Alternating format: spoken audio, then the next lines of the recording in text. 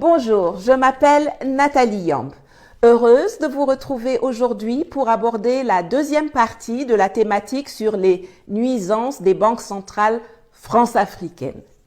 Dans la vidéo précédente, dont je vous mets le lien ici, j'avais analysé la réaction de la BEAC suite à la légalisation des crypto-monnaies en Centrafrique, du fait de la volonté d'émancipation du président Touadéra, et je vous donnais des perspectives d'avenir. Aujourd'hui, je vous emmène en Afrique de l'Ouest pour vous faire découvrir le dernier scandale de la BCEAO.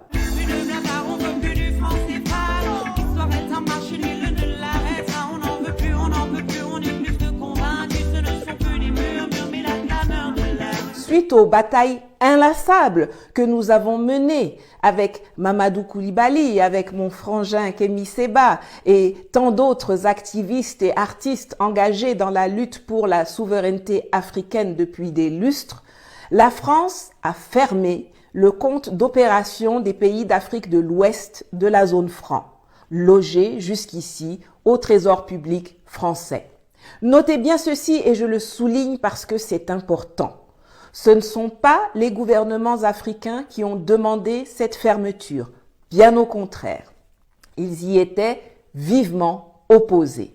Mais nos critiques incessantes, virulentes et étayées, ayant réussi à mobiliser l'opinion publique africaine qui s'est elle aussi rendue compte de l'arnaque monétaire dans laquelle nous sommes enlisés, Emmanuel Macron a fini par lâcher le morceau, en dépit du désir des dirigeants africains de rester dans la prison du franc CFA. Ce n'est un secret pour personne. Alassane Dramane Ouattara, Macky Sall, Mohamed Bazoum, Patrice Talon, Faure Gnassingbé et compagnie ne sont pas chauds pour sortir de l'histoire de cette monnaie nazie et entrer dans l'histoire avec grand H de l'Afrique. Alors aujourd'hui, avec 2 années et demie de recul, je vais faire un bilan et tirer les leçons de cette mesurette prise par l'occupant de l'Élysée et dont le but est de lui faire gagner du temps pour éviter la remise en cause des éléments les plus importants de l'aliénation monétaire, à savoir l'arrimage fixe à l'euro et la garantie de convertibilité qui n'existe que de nom. Pour faire cette analyse, je vais me baser sur les données communiquées par la BCEAO elle-même. Vous savez que j'aime bien faire cela. Jusqu'en 1973, c'était 100% des avoirs extérieurs des États membres de la zone qui devaient être placés au Trésor public français. Avec la révision des accords de l'UMOA et la signature de la Convention du compte d'opération en 1973, c'est passé à 65%.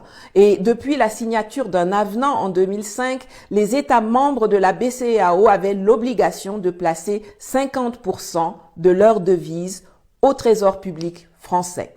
Une devise, c'est une monnaie étrangères. Le dollar, l'euro, le rand, le naira, le rouble, le yen, le dirham, le yuan sont des devises. Je ne sais pas ce qui n'a pas marché du côté de la BEAC, mais en tout cas, eux, ils doivent encore aujourd'hui placer 60% de leurs avoirs extérieurs au Trésor français.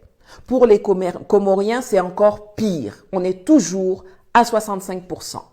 En regardant les états financiers de l'organisation, on constate que le compte d'opération de la zone, qui était logé au Trésor public français jusqu'en 2020, a été clôturé en 2021 alors qu'il comportait la somme de 6 156 milliards de francs CFA.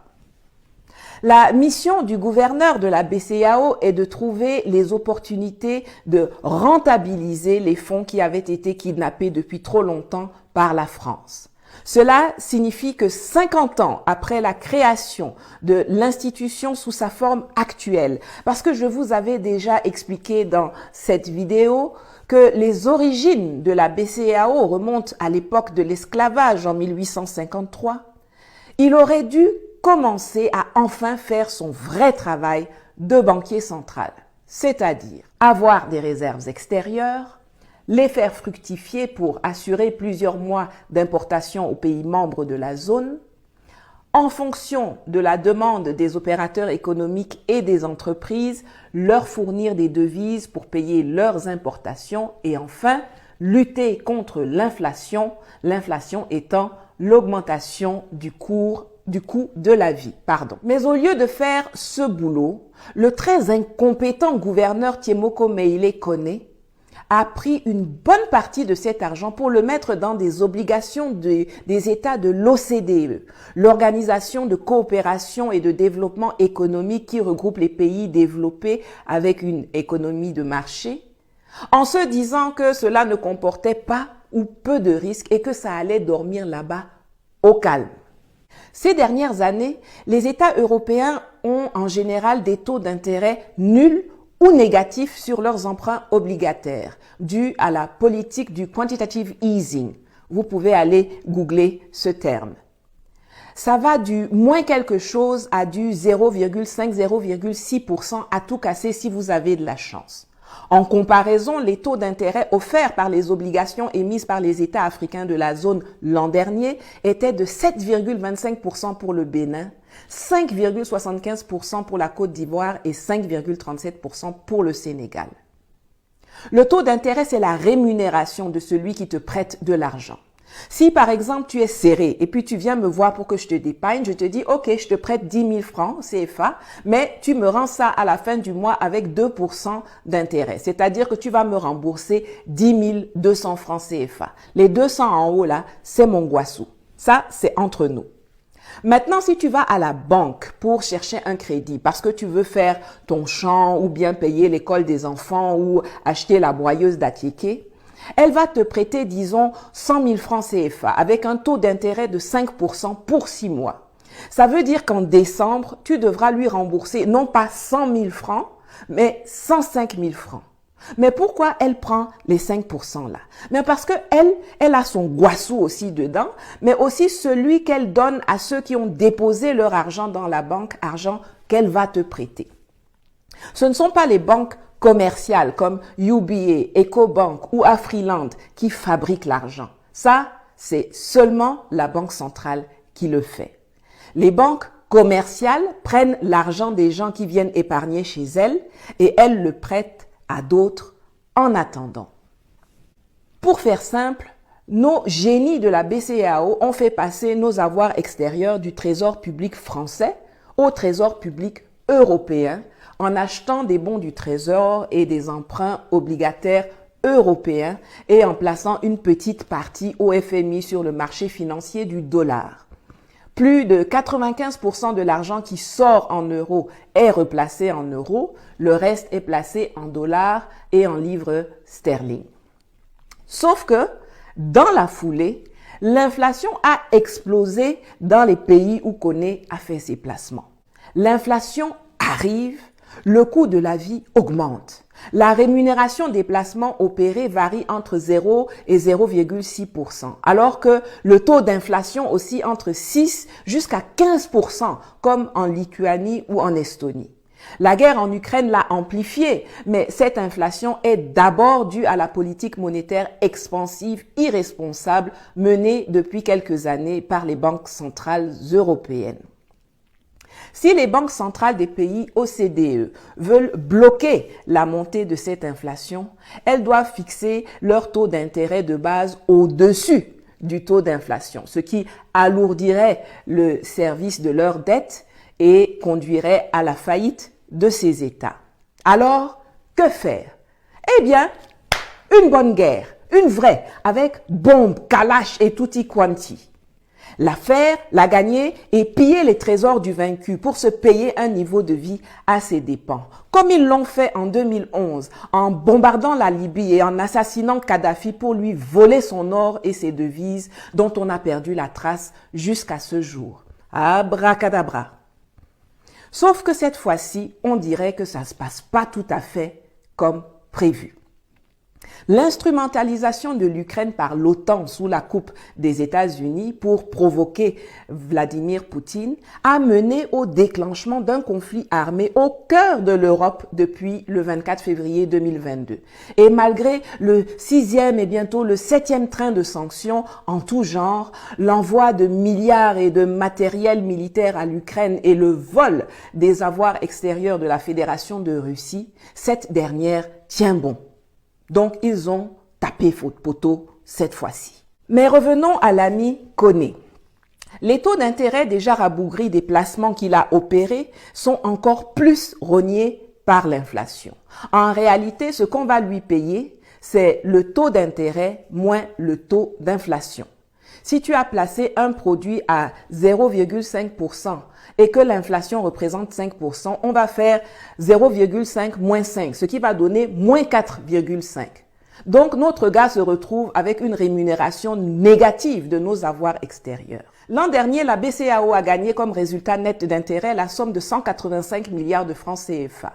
Mais avec les placements sensibles aux variations du taux d'inflation opérés par notre antithèse de Einstein, la banque se retrouve avec 118 milliards de francs CFA, soit une perte latente de 67 milliards de francs CFA. C'est dans cette ambiance qu'il quitte la BCEAO pour devenir vice-président de la Côte d'Ivoire. La prime à l'incompétence. Rien de nouveau sur les rives de la lagune ébriée. Tant que c'était la France qui gérait en direct, le type, comme tous ses prédécesseurs, était peinard. Il a suffi que la France nous laisse la gestion pour que le gouverneur aille faire des placements hasardeux et que la BCEAO se mette à perdre de l'argent avec un résultat net qui chute de 36%. Cela aurait pu être évité si les placements avaient été faits autrement. Toute personne disposant d'un minimum de bon sens aurait choisi de placer sur des actifs ou des entreprises qui produisent des biens dont les prix, même quand ils subissent l'inflation, laissent la possibilité de répercuter la hausse sur la marchandise sans que le consommateur ne fuit. L'alimentation, le transport, l'énergie, tu veux pas, tu vas devoir manger, te déplacer, produire et t'éclairer. Donc, tu es calé dedans. Même si ça devient cher, tu vas payer. Un gestionnaire avisé aurait aussi pu choisir de placer cet argent dans les entreprises pétrolières ou dans les techniques du futur. Ou peut-être même dans les obligations chinoises qui sont relativement déconnectées des marchés financiers européens, qui rapportent plus et dont les perspectives de gains dans le futur sont plus positives, au contraire des Européens qui sont allés se jeter dans une guerre stressante en Ukraine et dont la civilisation est déclinante, vieille et morne. Ou alors, on aurait pu placer notre argent dans l'achat et le stockage de l'or, mais je reviendrai plus en détail sur cette dernière option dans une autre vidéo. Au vu de l'incompétence notoire de la Banque centrale à gérer les réserves de change que je viens d'illustrer, certains auront beau jeu de pérorer. « Ah, vous voyez, ils crient à tue-tête qu'ils veulent la souveraineté et l'indépendance, mais ils sont incapables de gérer quand on leur laisse la main. N'écoutez pas les yambes et consorts. Mieux, on reste dans le CFA et puis on revient même placer nos 50% au trésor public français. Rien ne serait plus erroné. » Les changements pour lesquels nous nous battons n'incluent pas seulement la déconstruction des mécanismes d'aliénation qui nous appauvrissent et qui nous assujettissent, mais également le remplacement des personnes qui ont maintenu en vie trop longtemps ce système néocolonial indigne par des femmes et des hommes compétents aux postes idoines. Regardez les gens qui travaillent à la BCEAO ou à la BEAC. Tant que la France gère pour eux, ils sont assis là avec leur ventre, leur gros salaire, leur grosse voiture, leurs gros avantages, les voyages en première ou en business, les titres ronflants, les statuts diplomatiques exonérés d'impôts, les prêts au personnel à hauteur de 46 milliards de francs CFA par an. Mais dès lors que sous la pression de la rue, la France dit « Ok, gérez donc déjà vos réserves », c'est là qu'on se rend compte que tous ces gars qui bavardent et fanfaronnent partout, qu'ils ont fait leurs études aux USA ou en France, qu'ils ont géré le FMI, qu'ils ont géré la Banque centrale, qu'ils ont sauvé les économies du Japon et du reste du monde, ces gars-là ne valent que dalle incapables de faire le b.a.-ba de leur travail de banquiers centraux. Dans la droite ligne de Ouattara, qui était gouverneur de la BCEAO et qui, une fois devenu président de la République de Côte d'Ivoire, est allé surendetter le pays à hauteur de 20 250 milliards en 10 ans, Thiemoko Meïlet Kone a fait montre de son incapacité à gérer les finances de la zone franc CFA Afrique de l'Ouest de façon autonome dans une perspective de développement des pays membres. Les seules choses dans lesquelles c'est faire valoir Excel, s'endetter, tendre la main et exécuter les ordres qui viennent de Paris ou de Washington. On ne peut d'ailleurs pas exclure que les placements que Kone Meïlet a effectués aient été faits sur instruction du Trésor public français. Mais alors, pourquoi la nomination d'un autre incompétent notoire qui vient de perdre 67 milliards de francs CFA au détriment des 8 pays de la zone à la vice-présidence de la Côte d'Ivoire, locomotive de l'UEMOA? Parce que la France-Afrique n'a pas du tout envie de lâcher le morceau, de perdre le contrôle en profondeur d'une économie comme celle de la Côte d'Ivoire. Ouattara, qui est dans son 3e mandat, va embriguer un 4e en 2025. Mais au cas où, pour une raison quelconque, il ne serait pas à même de le faire ou de terminer son mandat, ils ont trouvé celui qui pourrait continuer à satisfaire les besoins et de la France d'une part, et des populations nordistes de Côte d'Ivoire qui veulent toujours rester aux commandes d'autre part. Rappelez-vous, il y a plusieurs mois en arrière, les cadres et élites du Grand Nord ont créé une association pour aller dire à Ouattara que eux n'ont pas fait une rébellion et la guerre pour accéder au pouvoir afin qu'un non-musulman devienne président de la République après Ouattara. Ils ont été surpris en 2020 par la mort de Amadou Gon et se sont retrouvés sans personne de prêt pour remplacer Ouattara, ce qui les a poussés à violer et corrompre toutes les lois, à décapiter ceux qui s'opposaient à ces violations pour s'installer sous les acclamations de Macron et de l'Union européenne qui prétendent encore représenter les pays de droit et de démocratie libérale. Ils n'ont pas envie que cela se répète. Donc, Hachi Patrick à la tête de la Côte d'Ivoire, c'est impossible dans leur schéma. Le diplômé en larbinisme de Stanford, bien que prisé par l'Élysée, a donc dû enterrer ses ambitions. Les Français, quant à eux, ont également des revendications. Le remplaçant ou successeur doit être du sérail, quelqu'un de commode, de formaté par la France-Afrique, qui y a fait sa carrière et qui est dans une position au sommet. Le gouverneur de la BCEAO a l'avantage d'être un bon France-africain qui a fait toute sa carrière au sein de la Banque centrale, est un ardent défenseur du franc CFA et de l'orthodoxie du Trésor public français et est également un musulman du Nord. Il remplit donc les exigences des deux camps. Ni une ni deux, le voilà positionné comme vice-président de Côte d'Ivoire. Ça plaît à Paris et ça plaît aussi au cadre du RHDP. Pour le remplacer à Dakar, on choisit Jean-Claude Brou, également un gars du sérail, France-africain jusqu'au bout des ongles, dont le mandat à la tête de la CEDEAO est achevé depuis le mois de mars, mais pour lequel Ouattara a négocié une extension, le temps d'éreinter encore plus les autorités et le peuple malien. On a trouvé en lui le connecteur qui permet de maintenir la France-Afrique dans le format que Macron est venu présenter à Abidjan en décembre 2019. La perspective de l'éco-Macron, aussi appelé éco-CFA, dont Jean-Claude Brou a été le défenseur ardent au sein de la communauté. La France garde le contrôle de l'éco-CFA avec un gouverneur de banque centrale qui en a fait la promotion vibrante pendant qu'il était président de la commission de la CEDEAO. Et elle garde aussi le contrôle du pays le plus musclé de la zone UEMOA, dont le président et le vice-président sont tous deux des anciens gouverneurs de la Banque centrale. La boucle est bouclée et la sérénité est de mise sur le front du CFA pour au moins 10 ans.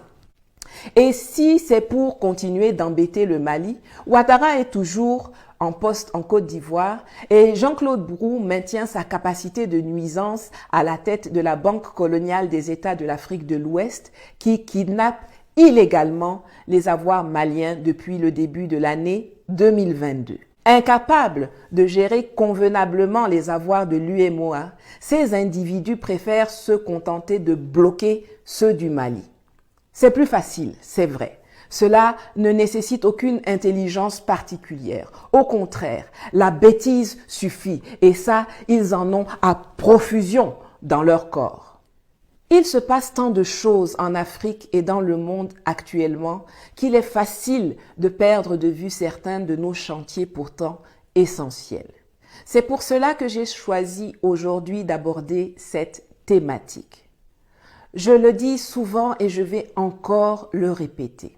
Franc CFA, compte d'opération, sanctions contre le Mali et le Centrafrique, nomination à la BCEAO et à la vice-présidence de la République de Côte d'Ivoire, guerre en Ukraine, tout se tient. Nous avons parcouru un petit bout de chemin. Avec nos actions et sans grande organisation ni grands moyens, nous avons quand même réussi à les bousculer, à les pousser un peu plus dans leur retranchement. Vous avez vu un échantillon des lettres de menaces, les articles en masse dans les médias français, les tentatives d'intimidation, de me faire taire que je reçois et que j'ai publiées sur mes réseaux ces dernières semaines. Avec nos petites ressources, nous réussissons donc déjà à les ébranler. L'urgence aujourd'hui, pour nous, est de rester vigilants, mobilisés et de nous organiser de sorte que les coups que nous portons à nos adversaires soient létaux, qu'ils conduisent à la désintégration rapide du système qui nous oppresse et qui nous spolie. Avec les amis, nous sommes en train de travailler à cela, mais ça va nécessiter votre mobilisation sur plusieurs champs de bataille. La fenêtre d'opportunité que nous offre le chamboulement du monde dont nous sommes témoins actuellement ne sera pas éternelle. Nous devons nous assurer que cette fois, à la différence de 1885 à Berlin, lorsque le recalibrage du fonctionnement du monde sera discuté, nous soyons à la table de négociation. Le Mali et le Centrafrique ont la chance d'avoir à leur tête des hommes comme Assimi Goïta et Faustin Archange Touadéra, qui ont compris les enjeux du moment et prennent, comme nous, les risques nécessaires au péril de leur vie pour mener le combat. Nous devons démultiplier l'arrivée de ce genre de leaders patriotes et audacieux à la tête de nos États, avec entre autres Ousmane Sonko au Sénégal en 2024, et Mamadou Koulibaly en Côte d'Ivoire en 2025. Et pour cela, hommes, femmes, jeunes, adultes ou seniors, partout où nous sommes, dans la rue, dans nos marchés, dans nos ONG, dans nos entreprises, dans nos communautés, dans nos administrations, dans nos armées, dans nos lieux de culte, sur le continent ou dans la diaspora, nous devons nous interconnecter, nous décomplexer et nous battre avec férocité pour l'aboutissement de notre lutte. Merci à tous ceux qui nous soutiennent.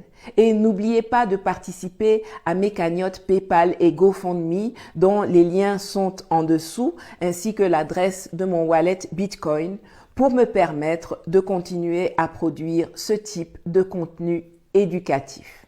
Likez, partagez, commentez, donnez-moi de la force et faites circuler la parole.